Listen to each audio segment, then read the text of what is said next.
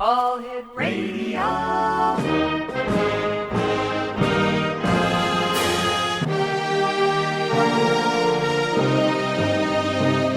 Welcome to the X Zone, a place where fact is fiction and fiction is reality. Now, here's your host, Rob McConnell.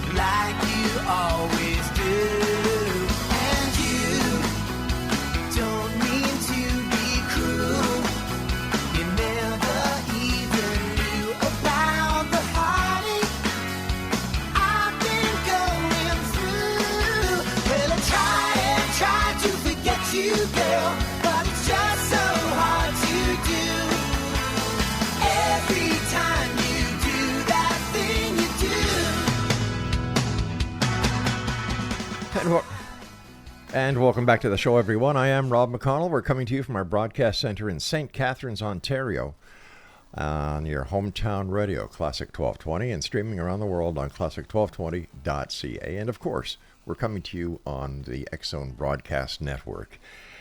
A couple of days away from the solar eclipse, and people are just going bananas, and I really can't understand why. Yes, it's a once-in-a-lifetime event. But I've heard everything from there's going to be an alien invasion to zombies are going to start walking all over the earth to the second coming of Christ to this is going to be the dawning of the new age. Personally, I just think, number one, a lot of areas are going to make a lot of money from tourism. That's number one. And number two, it's going to be the same as it was before. I really don't understand what all the hype is about. Personally, like I've been telling you, I'm just going to turn on the TV and watch it on TV to make sure that I don't have any problems with my eyes and I don't have to go through the hours and hours and hours of traffic going down to Niagara Falls, even though we're about 15 minutes away. Anyway, have fun. Be careful. Wear the proper glasses. And for goodness sake, don't lose your patience when you're in a traffic jam, one of the many traffic jams that we're expecting down here in the beautiful region of Niagara. Wow.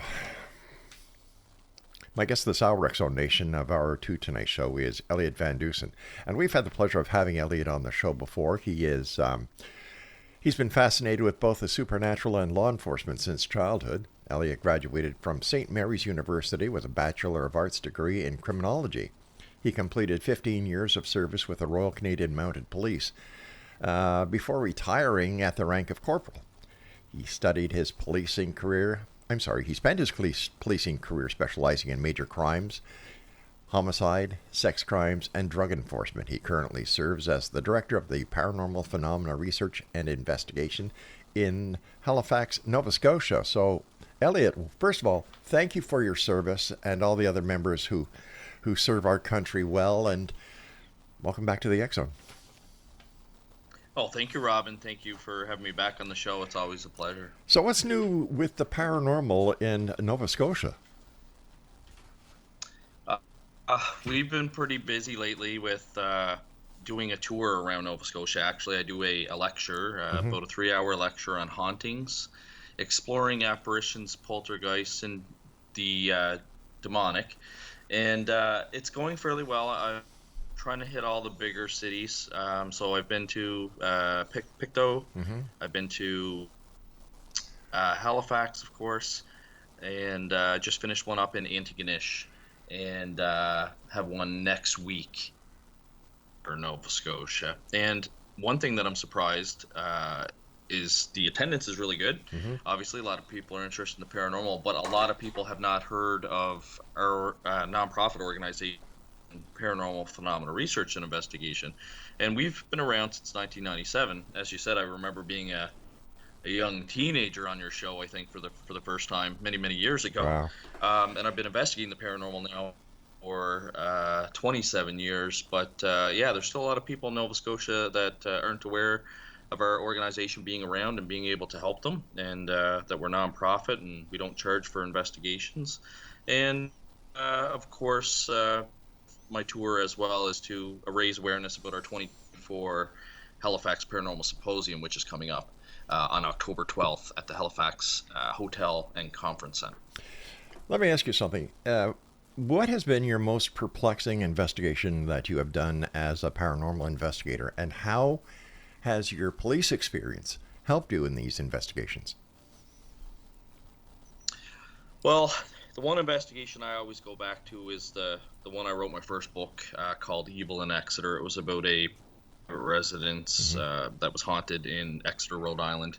I had been warned by the homeowner that whenever she has a male person over at the house, it seems to stir up the activity. And of course, being a police officer and a paranormal investigator that had done many investigations at that time, had seen a few things that I couldn't really explain. I wasn't, overly worried. But sure enough, as soon as I, went to the house, I started to witness activity myself. Heard three approach me very distinctly in the kitchen. I saw doors open and close on their own, doorknobs turn 3/4 of the way, and I'd open it up right away and there'd be nobody behind it. Fire alarms that would go off early in the morning, around 1:30 in the morning, that would only turn off from being sprayed with holy water. Holy cow. Children acting very strange, saying you're hearing scratching noises coming from the wall. So of course, you have all kinds of thoughts running through your mind, especially being a former police officer. So, I checked everything I possibly could, even with the kids saying that there was scratching in the walls, made sure there was no animals inside the drywall.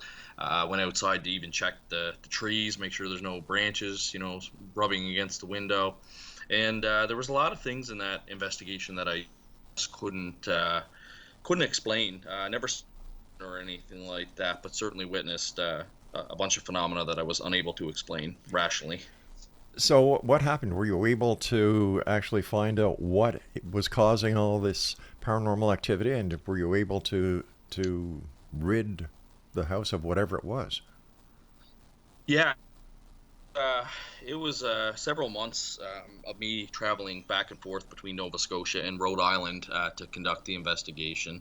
And what I was able to piece together by conducting interviews and witnessing the phenomena myself, and searching through the historical records that existed with this particular haunting, is that something had attached themselves to the homeowner when she was very young. She had actually witnessed the apparition.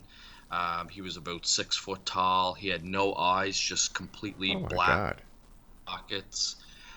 Very pale skin, described almost like the silver moon kind of image, that pale moon skin type description. And that was witnessed by her and her boyfriend at the time. And a medium had contacted her sister once and said that she had a very negative jinn attached to her. And so anyone that's not familiar with a jinn, in the Quran, a jinn could be a good jinn, almost like an angel in the Roman Catholic Bible, or it could be a negative jinn or a demon in the Roman Catholic Bible. And one particular day, her phone had been activated. SIRI, I won't say it because everyone's phones probably listening will go off, but SIRI had activated on her iPhone, and it said, hey, SIRI, Malik, dirty girl, and the response was, in my realm, you can be anything. So obviously that was very, very strange. She contacted me, sent me the screenshots. I tested it out on my phone, and the proper iOS response should have been, I just don't understand this gender thing. I had my co-founder of PPRI check it out because he was on the same network, the AT&T network. He had the same response, and we checked it out on a third phone, and, the third person had the same response that me and Spencer did. So we ended up reaching out to Apple, and they had no explanation for why the iOS software at the time had given the other response, in my realm, you can be anything, compared to what the other three iPhones were getting. So mixed with the fact that an Arabic medium had told the family that there was a negative jinn attached to her, all of a sudden the name Malik appears. I start doing some research on Malik and find out that he's a jinn in the Quran, a higher ranking jinn that's in charge of hell, and he has 19 other jinns underneath him.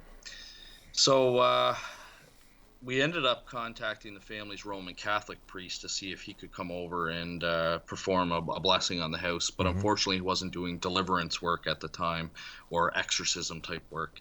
Deliverance work's the proper term for it in the Catholic religion. So we ended up having to contact a medium, and luckily the medium was able to assist us. And we did some non-denominational prayers. We actually captured something on the FLIR, the thermal camera. We caught these dark, distorted footprints that appeared across the bed as the medium was calling the entity towards her. And after several hours of doing non-denominational prayers, and there was some Catholic prayers in there too, I remember Michael the Archangel prayer was said, the medium felt that the entity had departed. The footprints that we could see on the FLIR disappeared. And the family has not had any activity in the house now since that would have been November of 2018. My goodness. That is scary. It was very scary. I learned some lessons in that because I've been investigating the paranormal probably for about 23 years, maybe back then, because this would have happened in 2018. And, I did some religious provocation, and I did some challenging of the entity, and it didn't happen right away, but within a day or two, you would have something happen. It's just strange things, like the fire alarms going off at 1:30 in the morning when you weren't expecting it. I had that recording of me challenging the entity saved on my phone, and one day while we're just randomly driving in the car, the homeowner was connected to her Bluetooth, and all of a sudden hers cut out. My phone somehow connected to her Bluetooth. It somehow found the audio recording in my iPhone, and it somehow skipped ahead to the part we've got to take it. Actually challenged it. Elliott, I hate to do this, but we've got to take our break. X Zone Nation, Elliott Van Dusen is our special guest. The website is ppri.net. We'll both be back on the other side of the short break as the X Zone continues with yours truly, Rob McConnell, on the X Zone Broadcast Network. And we're coming to you tonight on your hometown radio, Classic 1220 and classic1220.ca.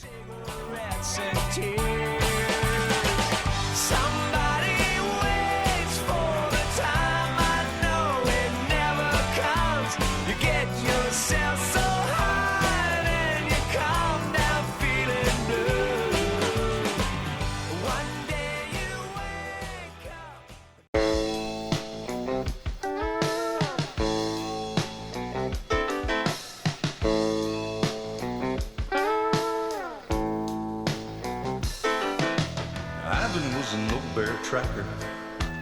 Tom was a man with dreams, and Ernie came along and I wrote the songs about a creature that few's ever seen. Monsters, myths, and mysteries, legend, tales, and facts. It brought us all together, and it's a reason for the fact. Up in North California, where the redwoods reach the skies. Welcome back, everyone. This is the X Zone. I'm Rob McConnell. My special guest this hour is Elliott Van Dusen, and his website is ppri.net. And as always, great having you with us, Elliott. You were telling us about this investigation that you did, and I must tell you, I had the hairs on my arms just tingling, because if I didn't know who you were and how credible you are, I've got to tell you something. I would have had doubts, but because I know who you are and the fact that you were in law enforcement, you were a Mountie, you were a corporal, you've been doing investigations for a number of years, I know that what you tell me is true. And that's what made it scary, my friend. Well, it was hard for me to believe too, and even to this day, some people don't believe in the demonic because things get very confusing when you bring religion into the picture. And in my presentation that I have been doing around Nova Scotia, I mentioned that to people, that everything I talk about in relation to apparitions and poltergeists. I can back up through peer-reviewed studies and parapsychological laboratory studies that have been conducted. But once you start to kind of cross over into the demonic, it becomes, based on belief. Right. And there are some things that the demonic, if you do believe in the demonic, that they do that are of interest to parapsychologists. For example, they often provide information from the future, which would be precognition, right, which is something that falls under parapsychology. They can often talk to you mind to mind, which is telepathy, which again falls under extrasensory perception, which falls under parapsychology. So I have an interest in it, but I have a hard time sometimes, saying that demons are real and because of my scientific background. So with this case, I was really struggling with the fact, was it a jinn, was it a demon, or was it just a really nasty entity that was harassing this family? I certainly knew something was harassing this family because I experienced it myself. And it was even hard for me to believe, being both a police officer and a paranormal investigator. But like you said, it's the truth, and that's what happened. Okay, so having this demonic entity that reacted to the religious rituals that you did of deliverance, doesn't this prove beyond a shadow of a doubt that good and evil does exist, and that there's more fact, there's more truth than anything, that religious philosophies have been right from day one? I certainly do believe in good and evil, and karma as well. I think if you put good karma out there, the good things will come back to you, and I've experienced that. And I think if you have that negative energy that you're putting out there, that you'll attract negative energy, and I've seen that too, and kind of fell into some ruts with some negative thinking, and things don't go as planned.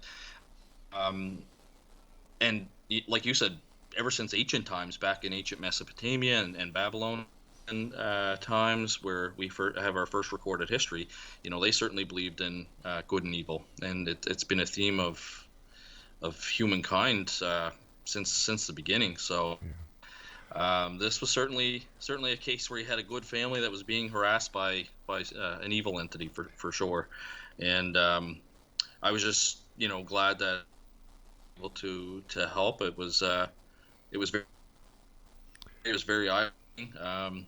I'd come back to Canada after being down there for 2 or 3 weeks at a time, just absolutely exhausted and not wanting to see a haunted house ever again. I can understand why. I've been investigating this for years.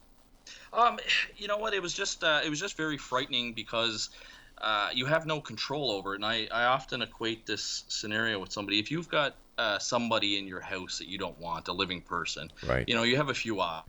You can ask them to leave, you can force them to leave physically, or you can call the police and have them remove them. Right. With the supernatural, nobody can do that. So if any of the listeners out there ever have somebody that promises to get rid of your paranormal problem or your ghost or anything like that, just know that that's not true.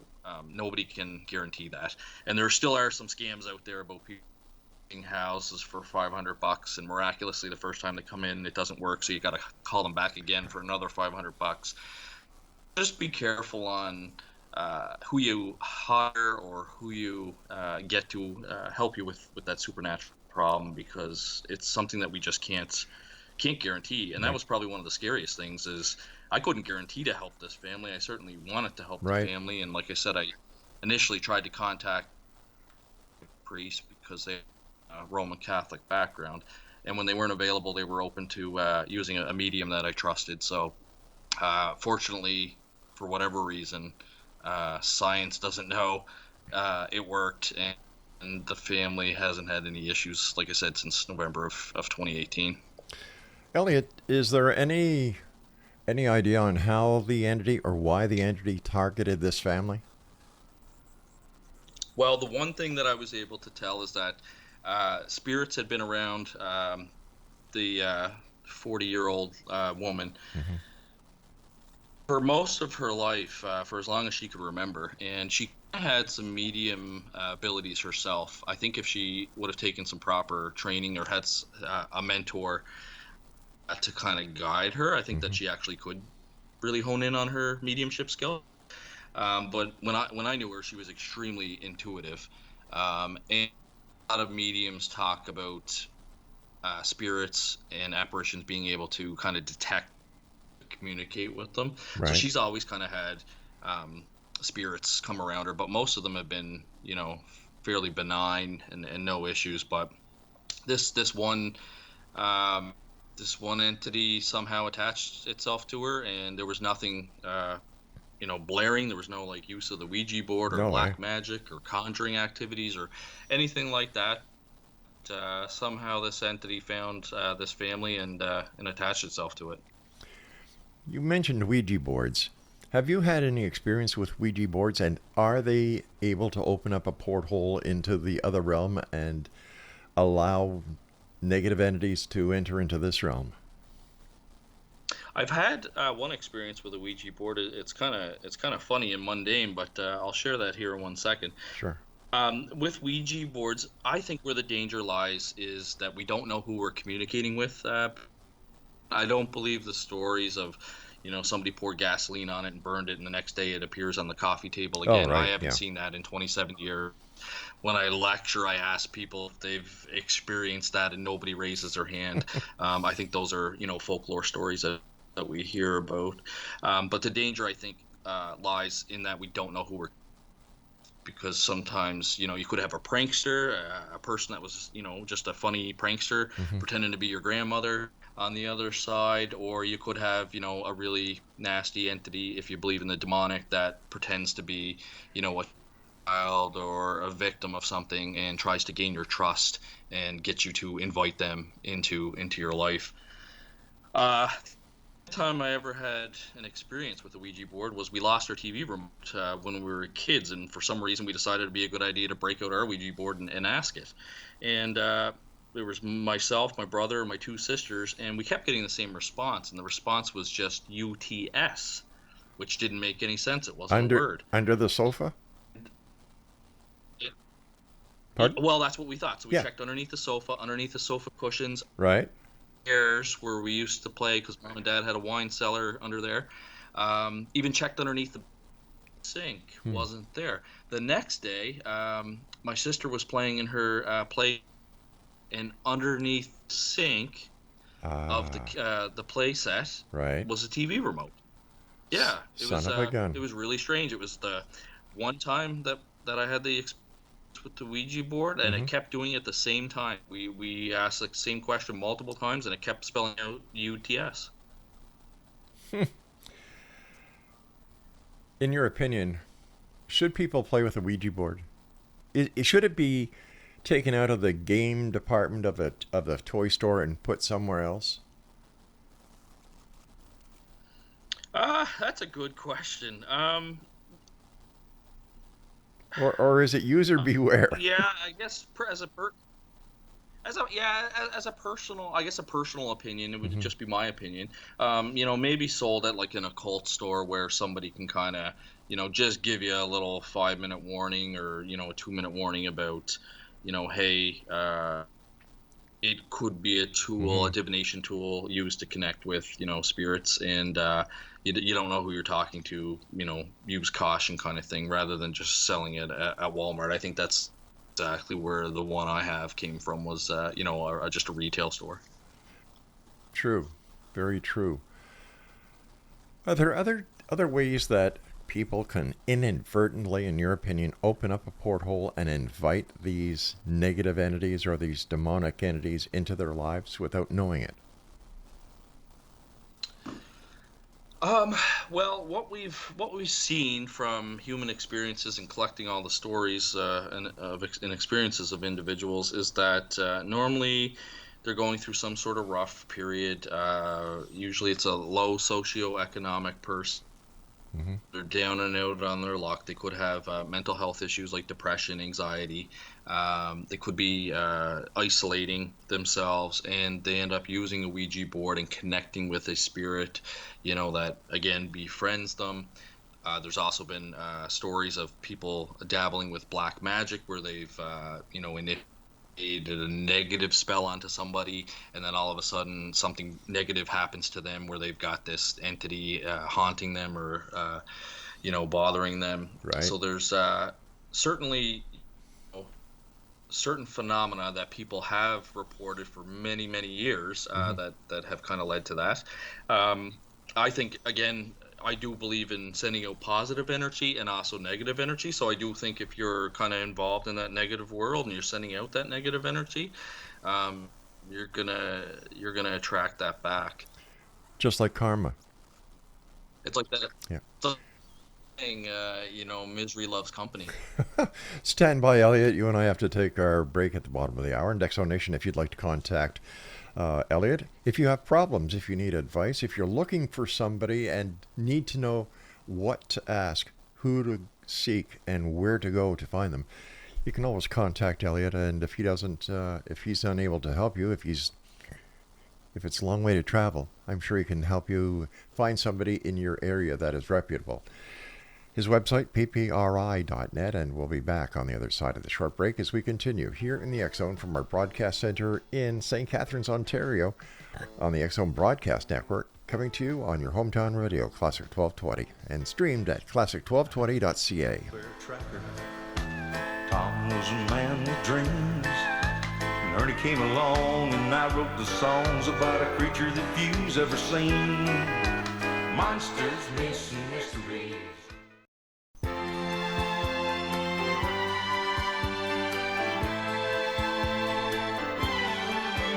What's it take to be a believer? Tell me who's to say. You think that we'd have come this far, looking back on yesterday? Because you hadn't seen sun, you tend to disbelieve. Though you've never known death, when someone dies, you grieve. Though you never seen the good Lord, there's ones that worship Him each day. Welcome back, everyone. This is the X-Zone. I'm Rob McConnell. We're coming to you from our broadcast center and studios in St. Catharines, Ontario, Canada, on the X-Zone Broadcast Network and on your hometown radio, Classic 1220, streaming classic1220.ca. Elliott, this coming Monday we have a solar eclipse, and there's a little bit of hype, and I even talked about it at the beginning of the show. What I'd like to ask you, is there an increase or a decrease in paranormal activity when there is an astronomical event such as eclipses? That's a great question. Not so much with eclipses. The Earth's geomagnetic field has shown to have an increase in paranormal activity. There's been an increase in UFO sightings when the Earth's magnetic field is stronger than normal, and also with hauntings. And we know through laboratory studies, such as the work of the late Dr. Michael Persinger, another Canadian neuroscientist that was from Laurentian University. He had created what's called the God helmet. So we know from that experiment, he would directly temporal lobes excessive amounts of electromagnetic radiation, which would cause people to experience apparitions, auditory hallucinations, even seeing religious figures like the Virgin Mary and Jesus Christ himself. So certainly that plays a role, but the eclipse, from what I've been seeing, and I heard the intro that you did, seems to bring out a lot of just like craziness. I've been reading about people wanting to sacrifice animals. I've been reading about people thinking that there's a UFO that's going to appear somewhere behind this eclipse. And there's some religious cults, I guess, that are, getting all fired up. And I hadn't heard the zombie one, but I'm not surprised. Yeah.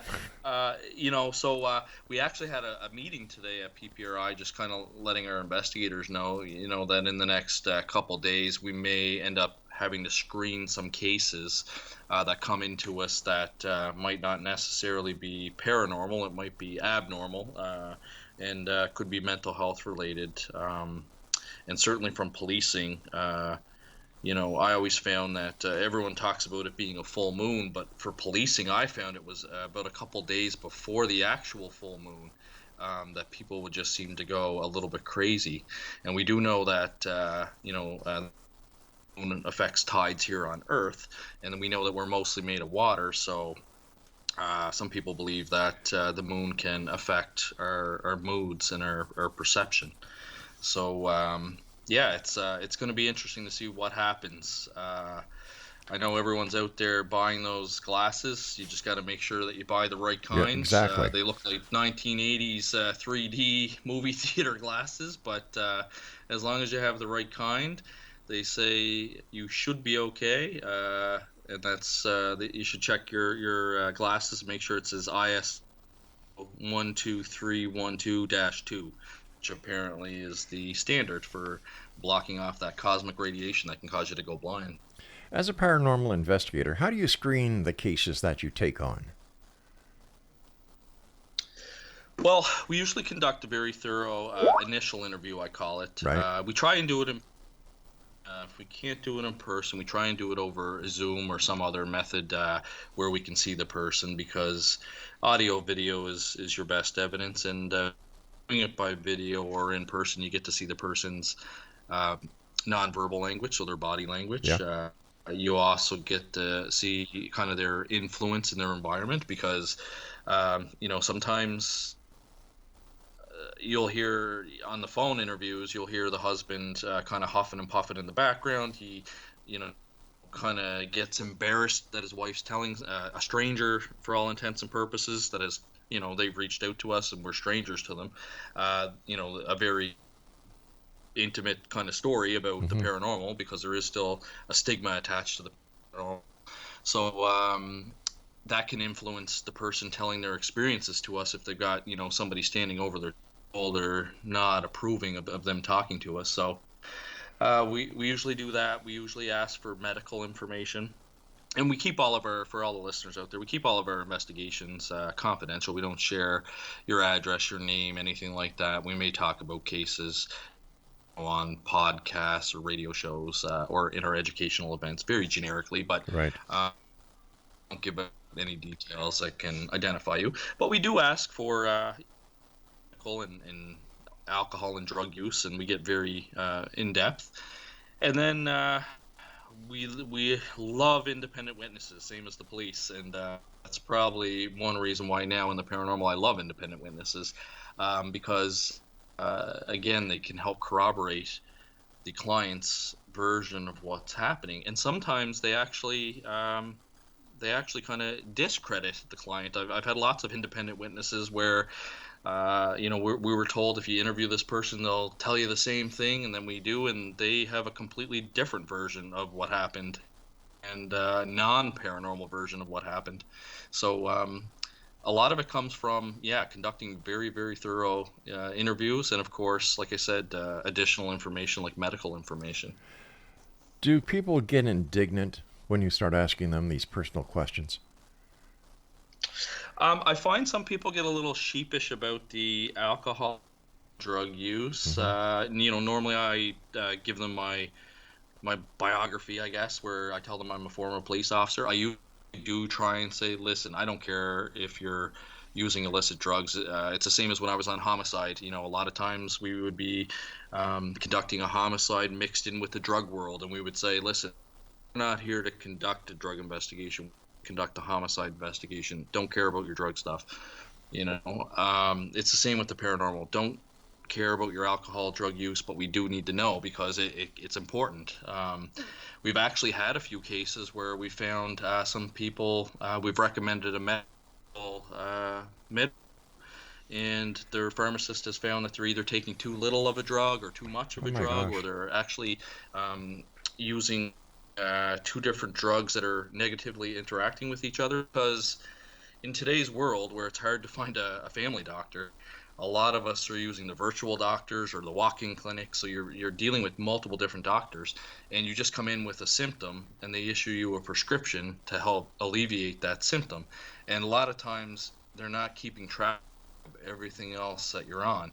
But a pharmacist knows chemicals a lot better than a general practitioner. So we have caught cases where, people are experiencing drug hallucinations for all intents and purposes. So once you've screened your prospective client, what is your next step? So our next step then would be to, I would contact my investigators and tell them that we're prepared to do a full field investigation. So we'll set up a time that works for everybody, because we are all volunteers. I'm lucky enough to be retired from the RCMP, but a lot of my members are still working full time, and so are the clients. So we'll set up a time that's convenient, and we'll also set up the time that might not be necessarily convenient for the client if it's happening at 2 or 3 o'clock in the morning. But we will try and set the time on when they find the activity is occurring most, because if it is occurring, between the hours of 9 p.m. and 3 a.m., there's no point of us showing up at noon and leaving at 5 p.m. So we try and do that, and we bring all of our equipment. We do use, electromagnetic field radiation detectors. We have gas detectors. We have a thermal camera, audio recording devices, video recording devices, thermometers, and we even have an infrasound machine, which I have to figure out how to use, but infrasound is another big important thing popping up in the paranormal these days. It sounds underneath 20 hertz that humans can't hear but still exists, and it can cause psychological and physiological responses in the body, such as your eyes vibrating and seeing shadows out of the corner of your eyes and things like that. So we'll come in and assess the environment. There's a lot more that goes into a paranormal investigation than people actually realize. And do you find that people think that you and your team are going to act and perform just like the TV shows? You know what? I asked that question when I did a public ghost hunt last year for Esterfest up in Amherst. Yeah. And I was actually surprised that of 40 people, I think only one person thought that what they were about to experience was what you saw on television. Most people actually that I spoke to that night felt that they knew the TV was just for what I call paratainment, and for entertainment purposes, and they knew that there was going to be a lot more involved than what they see on television. Well, that's great to hear. What do you think about the para-entertainment business and the industry that's growing up around the paranormal? Are you pro it or con it, especially when you have these places that are starting to charge crazy amounts for paranormal investigators to go there? Absolutely.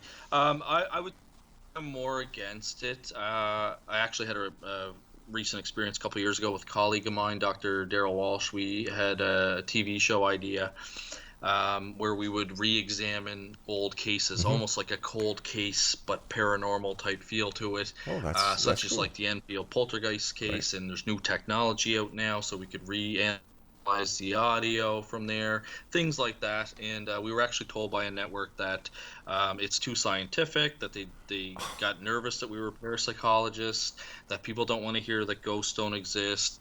There has to be a scare every 3 minutes. And basically, by the time we looked through their criteria of what they wanted, I went back to a producer friend and I said, well, we have two options here. We can either, one, do the show and just fake it all and lie. Right. But I sit on a board of experts, so I said I could never look at those guys again in the face with a straight face. Or two, we take this idea and we turn it into like a drama show like the X-Files, because I said that's basically what they're asking. And so of course the show never went ahead. I just started watching the new show tonight before this show on Netflix. I can't even remember the name of it now. investigating unknown files or something like that. But so far it's done pretty good, and I find the shows where they interview people and just get their experiences and then do like a little reenactment. I find those shows a lot more better than your typical ghost hunting shows. Stand by, my friend. We've got to take our final break in X-Zone Nation. When we come back, the final segment of tonight's show. Elliott Van Dusen is our special guest. The website is ppri.net, and we'll both be back after a short break. So whatever you do, don't go away, don't get abducted by aliens, and don't go to Niagara Falls yet. 3 men with a gold and a pact that they'd hold, and a promise till the day that they died. Answers to the questions no one's found before. Driving determination, the only key they had to unlock the door.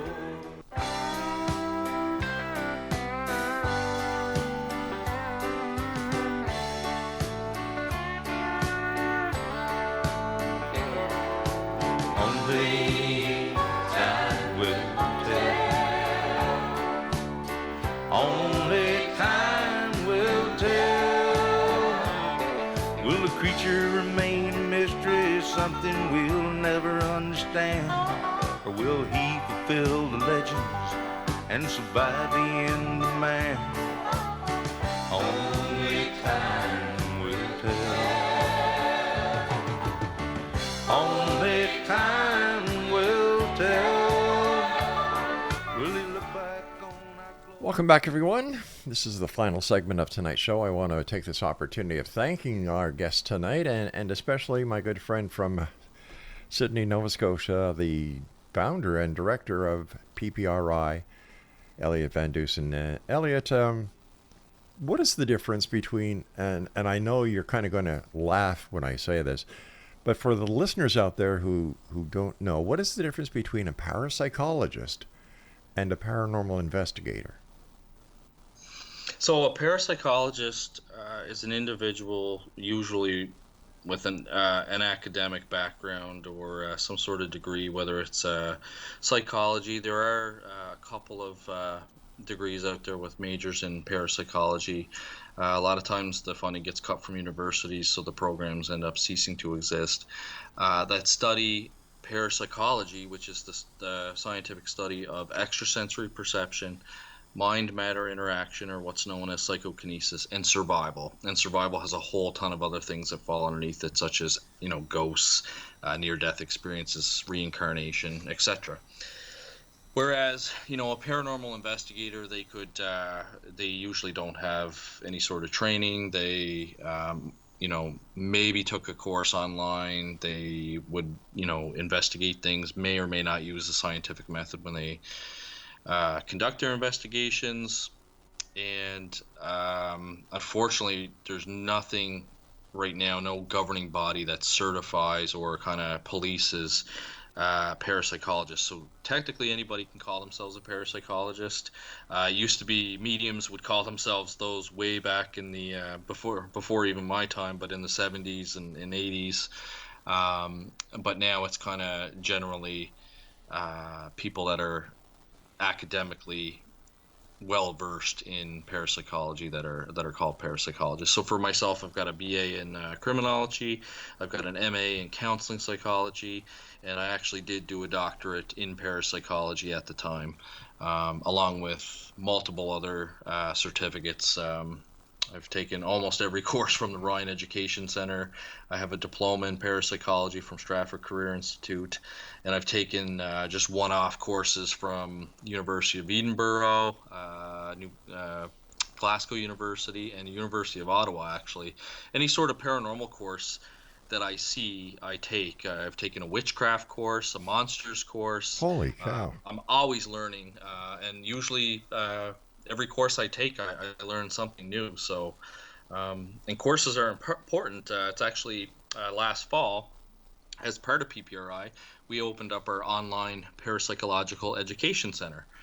And so we started to teach some online courses. We do introduction to parapsychology. I've taken two academic courses in demonology, and then I have a Roman Catholic priest in a Mexican Catholic priest come on and co-teach and assist as well for Introduction to Demonology.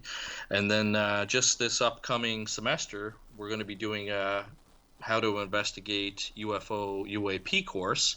And Chris Stiles, who's a UFO researcher here in Nova Scotia, he's agreed to be the facilitator on it. So really looking forward to co-teaching on that with Chris. He's going to be the lead on it because he's more well-versed in UFO research than me. But we're really trying to get the Parapsychological Education Center off the ground and try and get experts in the field teaching the courses. So education is a very important part of PPRI. It's our third objective. Well, objectives. We've got investigations, research, and education. Well, congratulations. I think that's a wonderful idea. And I'm glad to see you doing that because it is. Yes, thank you. It is really needed when people want to further their education within if they want to be a ghost investigator, if they want to be, and hopefully they want to aspire to be a parapsychologist, thanks to you. Well, some students, it's funny, I follow them on Facebook and I can see them grow after they've taken the course, with their posts. I'll see them, post on a paranormal group and they're using the stuff that we've taught them. And, they're providing accurate information based on, like I said, peer-reviewed studies that have been done and parapsychological laboratory studies that have been done. And it's really nice to see factual information go out there because, we are still dealing with topics that are not part of mainstream science because we don't fully understand them, and there's more questions than there are answers with the paranormal, unfortunately. Do you find there's more members of the scientific community? That's why. Oh, I'm sorry. I was just asking you if you are seeing more members of the scientific community actually taking interest in the paranormal, so that one day we could better understand it. I think I've noticed a difference. I noticed medical professionals, for example, like Dr. Samprina, he's a medical doctor. He is an expert in near-death experiences.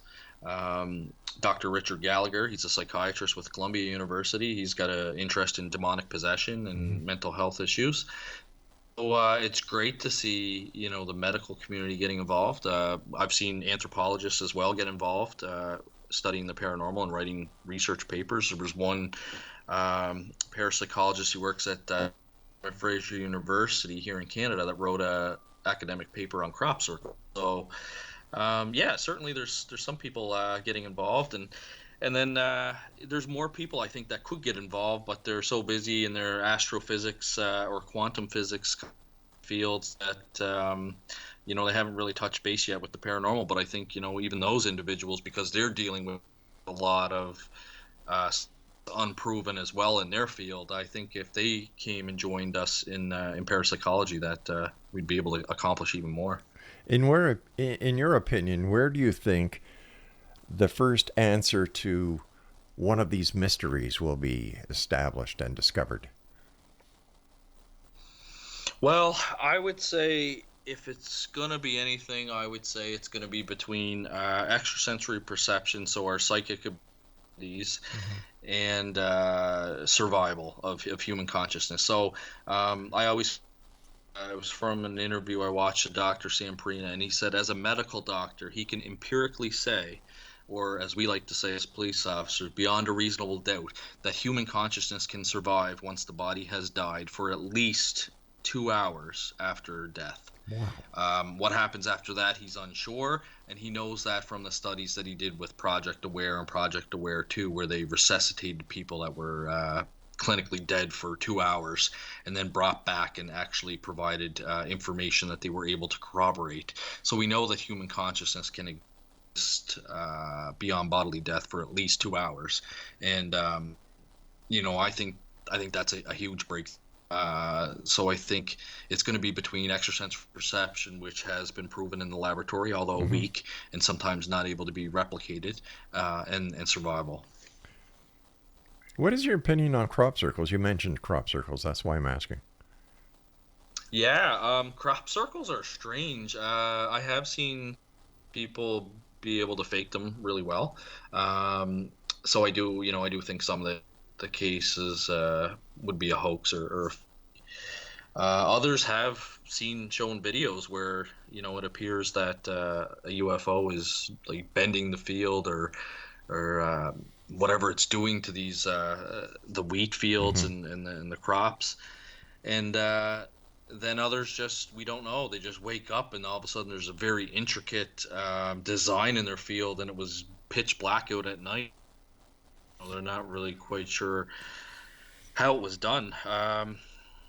So that's a tough one. I think some are hoaxes, and I think some there's something going on, whether they're signs from somebody or some sort of natural doing really intricate artwork. It's hard to say. Yeah, I don't know. That one's a tough one. Has there ever been a crop circle in Nova Scotia? Not that I publicly know of. The one thing I'm chasing right now is somebody told me about a UFO sighting about 15 minutes away from me, and it happened in September of 1974. And they actually sent me the old Cape Breton Post news articles on it. And there was quite a bit of investigation that was done by the Department of National Defense. They actually went out, they took photographs, they took soil samples, because the ground had a UFO allegedly landed in a field out in South Bar, caused some damage to the grass there. It blackened it, and nothing would grow on it for many, many years. And so they took soil samples, and one Cape Breton Post article a couple of years later, something strange or unknown had shown up in the test results. Right. And then all of a sudden, the next article that came out basically said that, the military's done investigating it. There was nothing to it. They blamed it on missiles being launched from Greenland. So I just recently did a Freedom of Information Act request, or Access to Information Act, actually, I should say, for Canada. And they just wrote me back today, actually, saying that no records of this file and that I should check with the National Archives. So there'll be people that I knock on their door to see if I can find out what that sample was in the field, and if they have any photographs. Elliott, we've got about a minute left. Tell our listeners how they can find out more about you, as well as how they can take your courses that you're offering. Well, the best way to find out about me, or find out about our courses, or even find out about the 2024 Halifax Paranormal Symposium, is just go to PPRI.net. That's our website. We've got, it stands for Paranormal Phenomena Research Investigation.net. We've got all kinds of resources on there, links to the Parapsychological Education Center, and there's also resources to other trusted agencies, and there's even some scientific articles under our resources section. If you're really that into the paranormal, you want to read some academic paperwork. Elliott, thank you ever so much for joining us. Always a great pleasure talking to you. Take care of yourself, and please give my very best to all the people at the PPRI.net, and we look forward to helping you guys again this year make your event a great success.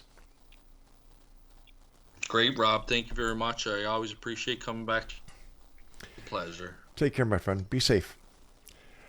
All right, Exo Nation, that's it for tonight. I'll be back tomorrow night at 10 o'clock as once again we cross the time-space continuum to this place that I call the X Zone. It's a place where people dare to believe and dare to be heard. It's a place where fact is fiction and fiction is reality. And we come to you Monday through Friday from 10 p.m. Eastern until midnight, right here on the X Zone Broadcast Network on your hometown radio, Classic 1220, and streamed around the world on classic1220.ca. So until next we meet, my friends, take care of each other, and always remember, keep your eyes to the sky and your heart to the light. Good night, everyone.